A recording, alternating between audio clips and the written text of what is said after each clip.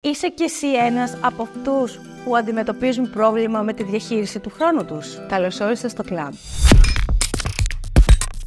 Η διαχείριση του χρόνου είναι η διαδικασία οργάνωσης και σχεδιασμού του πώς να κατανεμηθεί ο χρόνος μεταξύ των διάφορων δραστηριοτήτων. Εξασφαλίζει ότι οι κατάλληλες δραστηριότητες λαμβάνουν την απαραίτητη προσοχή και χρόνο ώστε να επιτευχθούν οι επιθυμητοί στόχοι. Τα ωφέλη της αποτελεσματικής διαχείρισης του χρόνου είναι πολλά. Πάμε να δούμε μερικά. 1.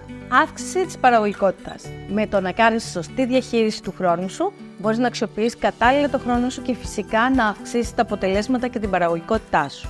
2. Βελτίωση της ποιότητας εργασίας. Με τη σωστή διαχείριση του χρόνου, εκτός ότι έχουμε καλύτερα αποτελέσματα, πολλές φορές βελτιώνεται και η ποιότητα της εργασίας μας, γιατί πάρα πολύ απλά έχουμε καθαρό νου, μπορούμε να σχεδιάσουμε πολύ καλύτερα την παραγωγική διαδικασία. 3. Μείωση στρες. Πάρα πολύ σημαντικό, γιατί με τη σωστή διαχείριση του χρόνου μειώνεται το στρες, το άγχος, ότι αν θα τα καταφέρεις, αν θα προλάβεις, έχεις πρόγραμμα και ξέρεις ότι θα προσπαθήσεις να κάνεις το καλύτερο δυνατόν. 4. Καλύτερη λήψη αποφάσεων.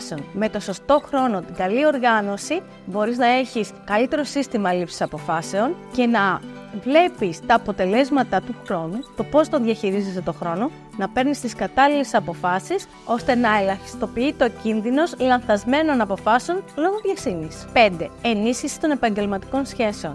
Αν βελτιώσεις την ποιότητα των αποφάσεών σου, την ποιότητα του χρόνου σου και το πώς τον κατανέμεις, έρχεται, ξέρεις, και αυτό το λιγότερο στρες και καλύτερες ποιοτικές σχέσεις. 6. Προσωπική ικανοποίηση και ευημερία.